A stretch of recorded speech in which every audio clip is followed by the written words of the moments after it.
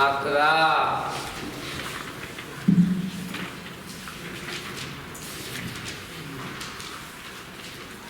देवान् भावयतानेन ते देवा भावयन्तु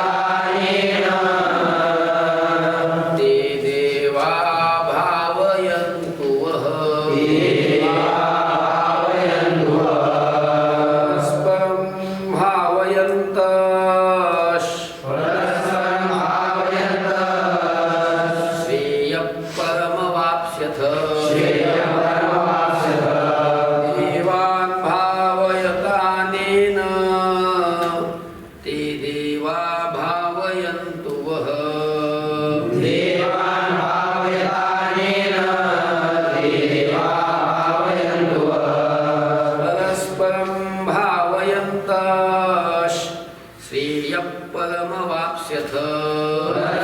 भावयन्तः श्रेयः परमवाप्स्यथ देवान् भावयत अनेन ते देवाः भावयन्तु वः परस्परं भावयन्तः श्रेयः परम् अवाप्स्यथ अनेन देवान् भावयत विषय काय चालू आहे तुमच्या लक्षात आहे का? भगवान श्रीकृष्ण अर्जुनाला आपला मनुष्याने आपला सुधर्म करायला पाहिजे, सुधर्माचं अनुष्ठान सोडायला नाही पाहिजे. मग या सुधर्माचं काय महत्त्व आहे, या सुधर्माच्या संबंधी जी पूर्वीची कथा भगवान श्रीकृष्ण अर्जुनाला सांगू लागलेली आहे. ही पूर्वी ब्रह्मदेवानी यज्ञासह ही प्रजा निर्माण केली आणि प्रजा निर्माण केल्यावर त्या प्रजेला काही समजणार. ही सगळी ब्रह्मदेवाकडे गेली, ब्रह्मदेवाला प्रार्थना केली आणि मग ब्रह्मदेवानं सांगितलं की तुम्ही हा यज्ञ करा, म्हणजे स्वधर्मरूपी यज्ञ करा आणि स्वधर्मरूपी यज्ञाचं अनुष्ठान करून सगळ्या देवांना प्रसन्न करा. सगळे देव प्रसन्न होतील आणि सगळे देव प्रसन्न झाले तुमची इच्छा काय करतील पूर्ण करतील. ही कथा सांगू लागेल सगळ्याला. बघा, अनेन देवान् भावयत. अनेन म्हणजे या यज्ञाच्या द्वारा देवान् भावयत. तुम्ही देवांना काय करा? संतुष्ट करा. म्हणजे सुधर्माचं अनुष्ठान केलं, सुधर्मरूपी यज्ञ केला की त्या सुधर्मरूपी यज्ञाने देव काय होत असतात? संतुष्ट होत असतात. या सुधर्मरूपी यज्ञानं तुम्ही देवान् भावयत म्हणजे देवांना तुम्ही संतुष्ट करा. मग ते देवाः, मग ते देव वह भावयन्तु तुम्हाला संतुष्ट करून, म्हणजे तुमची इच्छा पूर्ण करून. झालं का? तुम्ही देवांना संतुष्ट करा, देव तुम्हाला संतुष्ट करतील.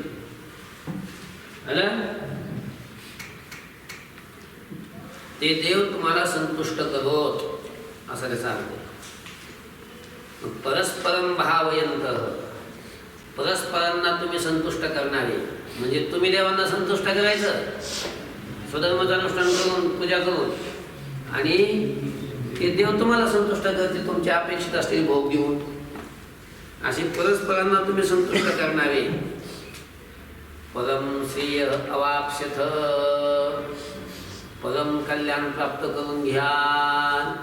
म्हणजे तुमचं कल्याण होईल आणि देवांचं कल्याण होईल. तुम्ही स्वधर्माचं अनुष्ठान केलं, त्या स्वधर्माच्या अनुष्ठानात देवांची पूजा होईल आणि ते संतुष्ट होतील आणि संतुष्ट होऊन तुम्हाला इच्छित भोग देतील. तुम्ही संतुष्ट होऊन जा. असं तुमचं कल्याण होईल आणि त्यांचं कल्याण होईल. परम श्रेय अवाप्स्यथ, परम कल्याण तुम्ही प्राप्त करून घ्या. बघा अजून एकदा. अनेन देवान् भावयत, या यज्ञाच्या द्वारा तुम्ही देवांना काय करा? संतुष्ट करा. मग ते देवाः, मग ते देव वह म्हणजे तुम्हाला, भावयन्तु म्हणजे संतुष्ट करोत. असं परस्परं भावयन्तः, असं परस्परांना संतुष्ट करणारे तुम्ही. परम श्रेय अवाप्स्यथ, परम कल्याणाला प्राप्त व्हा, परम कल्याण प्राप्त करून घ्या. आलं?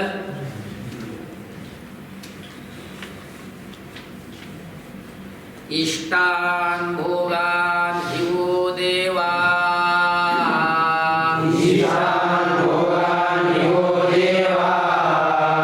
दास्यन्ते यज्ञभावितः दैर्दत्तान् प्रदायेभ्यो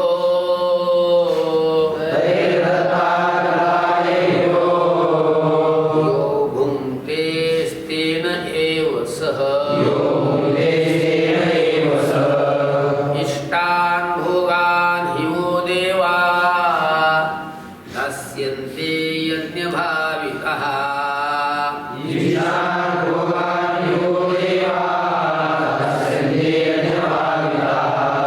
दैर्दत्तान् प्रदायेभ्यो यो भुङ्क्ते स्तेन एव सः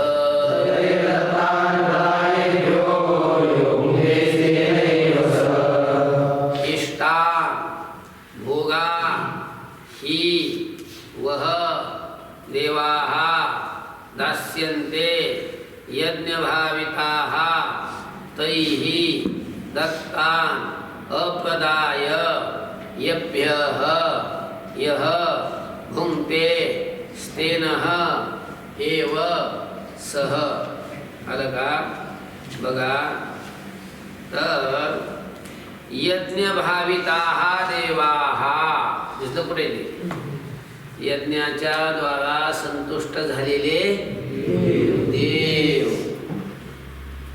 यज्ञाच्या द्वारा संतुष्ट झालेले देव काय करतील वह म्हणजे तुम्हाला इष्टान भोगान दास्यन्ते तुम्हाला इष्ट असलेले अपेक्षित असलेले भोग तुम्हाला काय करतील देतील यज्ञानं संतुष्ट झालेले देव तुम्हाला अपेक्षित असलेले भोग देतील इष्ट असलेले भोग देतील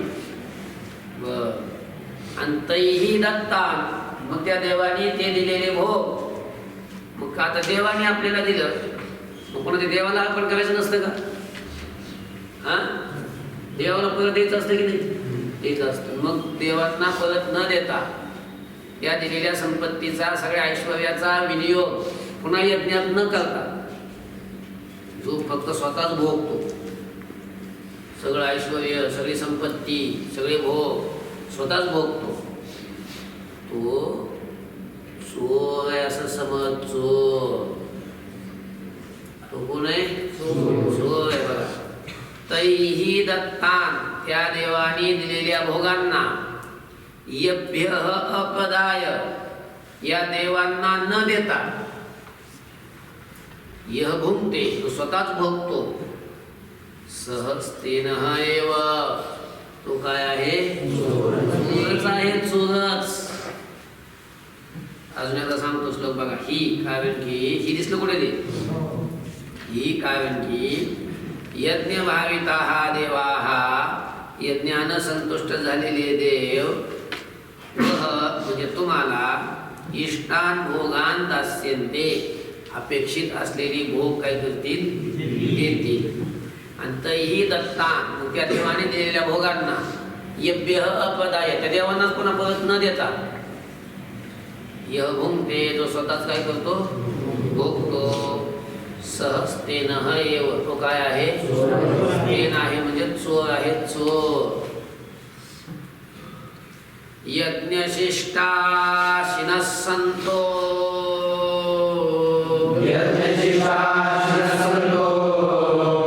मुच्यन्ते सर्वकिल्बिषैः भुञ्जते ते त्वघं पापा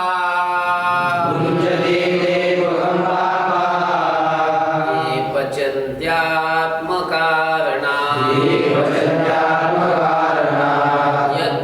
यज्ञशिष्टाशिनः सन्तो मुच्यन्ते सर्वकिल्बिषैः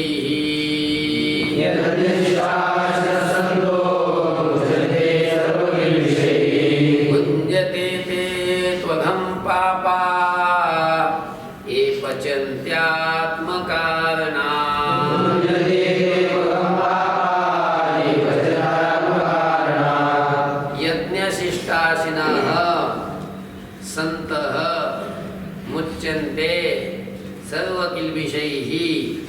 भुंजते ते तू अघम पापाहा ये पचंती आत्मकारणात.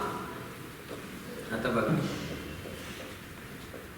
आता देवानी भोग दिली, मग देवानी दिल्यानंतर त्या दिलेल्या संपत्तीचा विनियोग, त्या भोगांचा विनियोग जो यज्ञात करतो. कशात करतो? यज्ञात करतो. यज्ञात विनियोग करतो म्हणजे नुसत्या जाळात आहुती टाकतो असं त्याचा अर्थ नाही.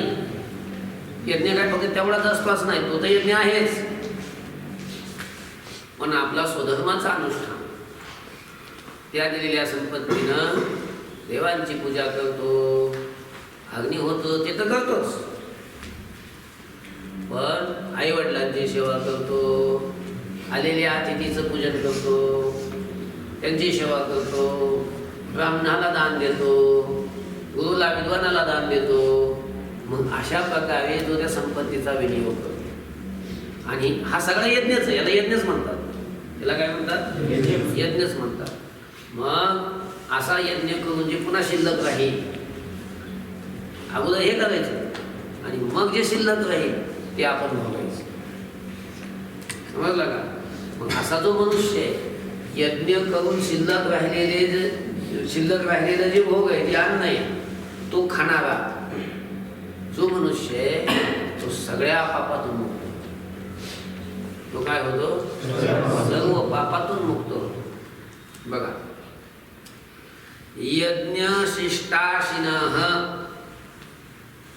म्हणजे यज्ञ करून शिल्लक राहिलेलं खाणारा पुरुष, संतः तो श्रेष्ठ पुरुष, सर्व किल्बिषयी मुच्यन्ते सर्व पापातून मुक्त केल्या जातो. त्याला कसलंही पाप राहत नाही, सर्व पापातून त्याला मुक्त केल्या जातो. तू दिसलं का? तू कुठे? हा, तू. परंतु ये म्हणजे जे लोक आत्मकारणात पचंती, स्वतःच्या करताच, स्वतःच्या पोटात करताच शिजवून खातात, स्वयंपाक करतात भारी भारी. हे काय दान धर्म करण्याकरता, देवाला समर्पण करण्याकरता नाही, मस्त चमकदार स्वतः करता शिजवितात आणि खातात. असे जे लोक आहेत आत्मकारणात पचन, स्वतः करताच जे शिजवतात, मग ते पापाहा ते पापी लोक अघम भुंजते. अघम नाम पापम, पाप खातात. पाप ते अन्न खात नाही, ते काय खातात? पाप खातात. पाप पापीच असतात, ते पापच खातात. अजून तर सांगायचं का श्लोक? यज्ञ शिष्टाशिनः संतः, यज्ञ करून शिल्लक राहिलेलं खाणारे, संतः म्हणजे श्रेष्ठ पुरुष, सर्व किल्बिषयी मुच्यन्ते सर्व पापातून मुक्त केल्या जातात, मुक्त होतात. तो परंतु हे आत्मकारणात पचन्ते म्हणजे स्वतः करतात, शिजवितात, ते पापहा ते पापी लोक अघम भुंजते ते पाप खातात. पाप कळलं का? अन्नात् भवन्ति भूतानि,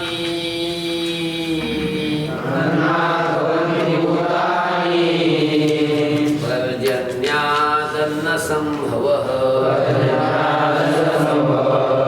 यज्ञात् भवति पर्जन्यो,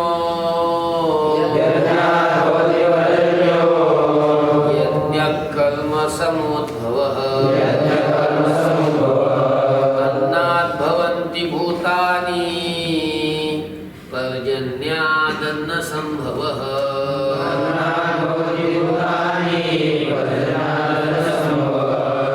यज्ञात् भवति पर्जन्यो, यज्ञः कर्म समुद्भवः.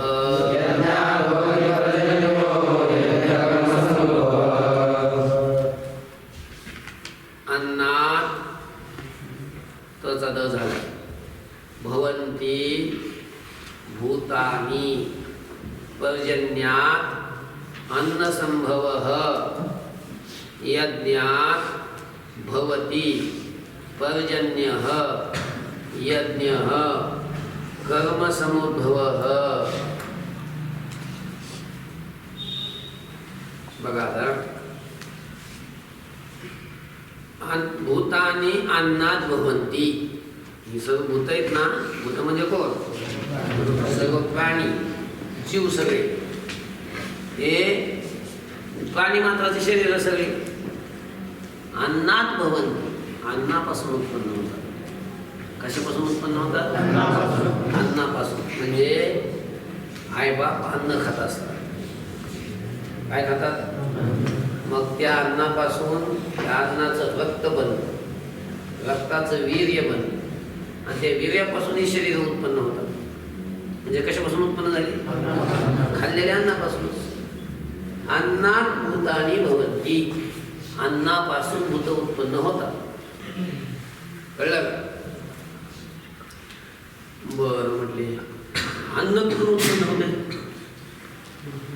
भूत अन्नापासून व्हायला लागले. अन्न कुठून उत्पन्न व्हायला लागलं? पर्जन्यात अन्न संभव. पावसापासून अन्न उत्पन्न होते. पर्जन्य म्हणजे काय? पाऊस. पाऊस पडला तरच अन्न. पाऊसच नाही पडला तर अन्न उत्पन्न होईल का? धान्य उत्पन्न होईल का? त्याचं अन्न होईल का? नाही म्हणून लक्षामध्ये, पावसापासून अन्नाची उत्पत्ती होते. पाऊस कसा काय उत्पन्न होतो? यज्ञात पर्जन्यः भवति.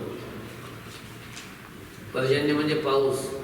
यज्ञात पर्जन्य होते म्हणजे यज्ञापासून पाऊस उत्पन्न होतो. आता पाऊस पडत नाही, पाऊस कमी झाला, त्याचं कारण आहे काय? यज्ञ कमी झाला. यज्ञच बंद पडले. कुणी आपला स्वधर्माचं अनुष्ठान करेल, त्यामुळं पाऊस येत नाही. ना आला तरी वेळेवर येत नाही,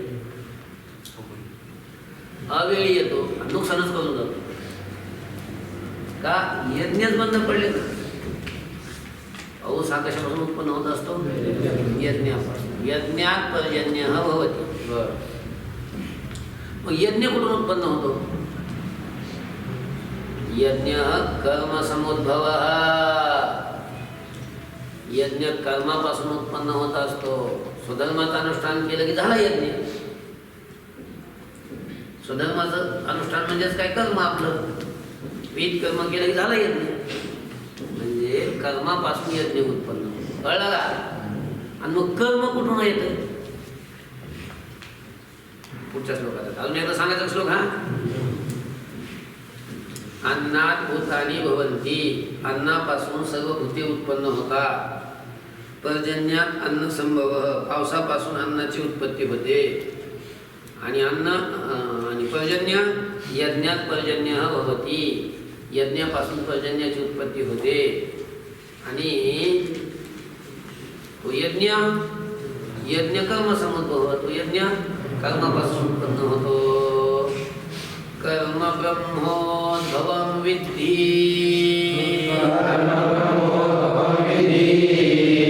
ब्रह्माक्षर समुद्भवम्. तस्मात् सर्वगतं ब्रह्म.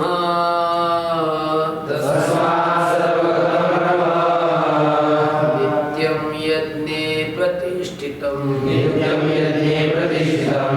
कर्म ब्रह्मोद्भवं विद्धि.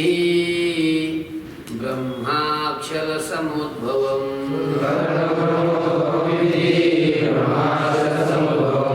तस्मात् सर्वगतं ब्रह्म. नित्यं यज्ञे प्रतिष्ठितं.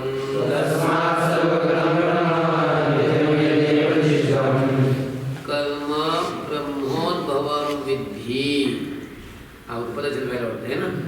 कर्म ब्रह्मोद्भवं विद्धि. ब्रह्माक्षर समुद्भवम्. ब्रह्म अक्षर समुद्भवम् असं. तस्मात् सर्वगतं ब्रह्म यज्ञे प्रतिष्ठितम. बघा वर सांगितलं होतं की यज्ञाची उत्पत्ती कशापासून होते? कर्मापासून उत्पत्ती होती. आता कर्म कशापासून उत्पन्न होतं? तर ते सांगतात अर्जुना, कर्म ब्रह्मोद्भवम विद्धी. कर्म हे ब्रह्मापासून उत्पन्न होत असं सांग. विद्धी म्हणजे जाण. काय कर्म कशापासून उत्पन्न होतं? इथं ब्रह्म शब्दाचा अर्थ परब्रह्म नाही. इथं ब्रह्म शब्दाचा अर्थ वेद. वेदाला ब्रह्म म्हणतात. कशाला ब्रह्म म्हणतात? वेदाला. आणि कर्म कोणी सांगितलंय करायला? वेदानेच तर सांगितलंय. म्हणजे कर्म कुठून आलं? वेदातून. म्हणजे वेदातून कर्म उत्पन्न होतं. लक्षामध्ये वेद सांगतो ना करायला. म्हणून कर्म ब्रह्मोद्भवम विद्धी. कर्म हे ब्रह्मापासून उत्पन्न होतं, म्हणजे वेदापासून उत्पन्न होतं. वेदाला ब्रह्म म्हटलंय का? वरच्या वळीमध्ये आलेला ब्रह्म शब्द कुणाचा वाचक आहे? वेदाचा वाचक आहे. मग ते ब्रह्म म्हणजे वेद कशापासून उत्पन्न होतो? अक्षर समुद्भवम. अक्षर स्वरूप असणारा परमात्मा, त्या अक्षर स्वरूप परमात्म्यापासून ब्रह्म म्हणजे वेद उत्पन्न होतो. कळलं का? ब्रह्म अक्षर समुद्भवम. ते ब्रह्म म्हणजे तो वेद अक्षर परमात्म्यापासून उत्पन्न होतो. आलं? तस्मा. आणि म्हणून सर्वगतम ब्रह्म, सर्वगत असणार ब्रह्म म्हणजे अक्षर स्वरूपाचं ब्रह्म. आता इथं ब्रह्म शब्द जो आला ना खालचा, हा कोणाचा वाचक आहे? परब्रह्माचा वाचक आहे, परमात्म्याचा वाचक आहे. सर्वगतम ब्रह्म, सर्वगत असणार ब्रह्म. नित्यम यज्ञे प्रतिष्ठितम. नित्य यज्ञामध्ये त्याचे काय आहे? तो स्थित आहे. कळलं का? अर्जुनाला सांगायचं कर्म ब्रह्मोद्भवम विद्धी. कर्म ब्रह्मापासून उत्पन्न होतं असं जा. म्हणजे ब्रह्मापासून म्हणजे वेदापासून. आणि ते ब्रह्म म्हणजे तो वेद अक्षर समुद्भवम विद्धी. अक्षर असणाऱ्या परमात्म्यापासून उत्पन्न होतो असं जा. तस्मात म्हणून सर्वगतम ब्रह्म, सर्वगत असलेलं ब्रह्म नित्यम यज्ञ प्रतिष्ठितम. शरद कुठं आहे? यज्ञामध्ये स्थित आहे. असं जाण विद्धी म्हणजे जाण. ओम शांती शांती शांती.